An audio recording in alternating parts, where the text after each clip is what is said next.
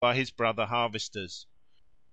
To decorate the room in which the Kern supper was held at Spottiswoode, as well as the granary where the dancing took place, two women made Kern dollies or queens every year, and many of these rustic effigies of the corn spirit may be seen hanging up together. In some parts of the Highlands of Scotland the last handful of corn that is cut by the reapers on any particular farm is called the Maiden, or in Gaelic Maidian Bwain, literally the shorn maiden. Superstitions attach to the winning of the Maiden. If it is got by a young person, they think it an omen that he or she will be married before another harvest. For that or other reasons there is strife between the reapers as to who shall get the Maiden, and they resort to various stratagems for the purpose of securing it. One of them, for example, will often leave a handful of corn uncut, and cover it up with earth to hide it from the other reapers, till all the rest of the corn on the field is cut down. Several may try to play the same trick, and the one who is coolest and holds out longest obtains the coveted distinction. When it has been cut, the Maiden is dressed with ribbons into a sort of doll, and affixed to a wall of the farmhouse. In the north of Scotland the Maiden is carefully preserved till Yule morning, when it is divided among the cattle, to make them thrive all the year round. In the neighbourhood of Balquhidder, Perthshire, the last handful of corn is cut by the youngest girl on the field, and is made into the rude form of a female doll, clad in a paper dress, and decked with ribbons. It is called the Maiden, and is kept in the farmhouse, generally above the chimney, for a good while, sometimes till the Maiden of the next year is brought in. The writer of this book witnessed the ceremony of cutting the Maiden at Balquhidder in September 1888. A lady friend informed me that as a young girl she cut the Maiden several times at the request of the reapers in the neighbourhood of Perth. The name of the Maiden was given to the last handful of standing corn. A reaper held the top of the bunch while she cut it. Afterwards the bunch was plaited, decked with ribbons, and hung up in a conspicuous place on the wall of the kitchen till the next Maiden was brought in. The harvest supper in this neighbourhood was also called the Maiden; the reapers danced at it.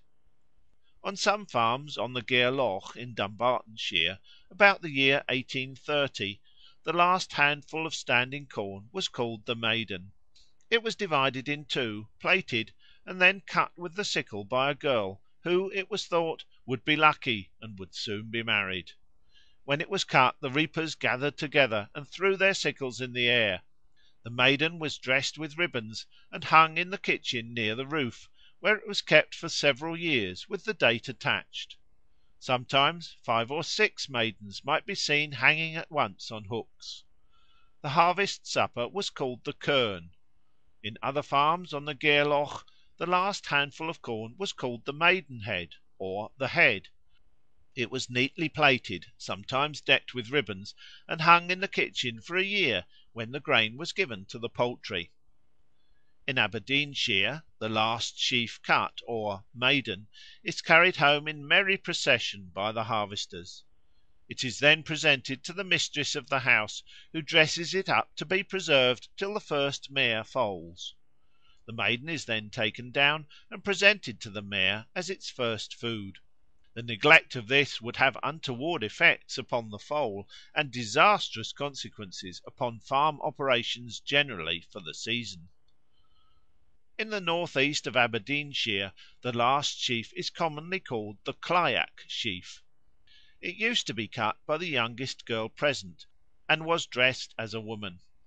Being brought home in triumph, it was kept till Christmas morning, and then given to a mare in foal, if there was one on the farm, or, if there was not, to the oldest cow in calf. Elsewhere the sheaf was divided between all the cows and their calves, or between all the horses and the cattle of the farm. In Fifeshire the last handful of corn, known as the Maiden, is cut by a young girl and made into the rude figure of a doll, tied with ribbons, by which it is hung on the wall of the farm kitchen till the next spring. The custom of cutting the Maiden at harvest was also observed in Inverness shire and Sutherlandshire. somewhat maturer but still youthful age is assigned to the corn spirit by the appellations of Bride, Oats bride, and Wheat bride, which in Germany are sometimes bestowed both on the last sheaf and on the woman who binds it. At wheat harvest, near Müglitz in Moravia, a small portion of the wheat is left standing after all the rest has been reaped.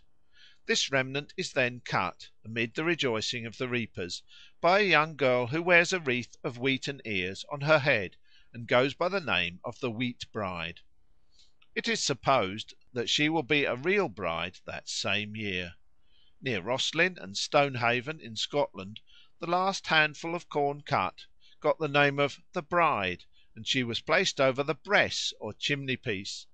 She had a ribbon tied below her numerous ears, and another round her waist. Sometimes the idea implied by the name of bride is worked out more fully by representing the productive powers of vegetation as bride and bridegroom. Thus in the Four Hearts an oats man and an oats woman, swathed in straw, dance at the harvest feast. In South Saxony an oats bridegroom and an oats bride figure together at the harvest celebration. The oats bridegroom is a man completely wrapped in oats straw. The oats bride is a man dressed in woman's clothes, but not wrapped in straw. They are drawn in a waggon to the alehouse, where the dance takes place.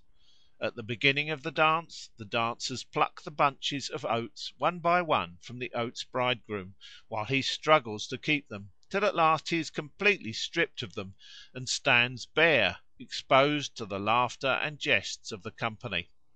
In Austrian Silesia the ceremony of the Wheat bride is celebrated by the young people at the end of the harvest. The woman who bound the last sheaf plays the part of the Wheat bride, wearing the harvest crown of wheat ears and flowers on her head. Thus adorned, standing beside her bridegroom in a waggon and attended by bridesmaids, she is drawn by a pair of oxen, in full imitation of a marriage procession, to the tavern, where the dancing is kept up till morning. Somewhat later in the season the wedding of the Oats bride is celebrated with the like rustic pomp. About Neisse in Silesia an Oats king and an Oats queen, dressed up quaintly as a bridal pair, are seated on a harrow and drawn by oxen into the village.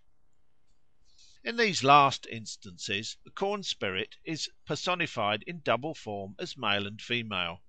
But sometimes the spirit appears in a double form as both old and young, corresponding exactly to the Greek Demeter and Persephone, if my interpretation of these goddesses is right.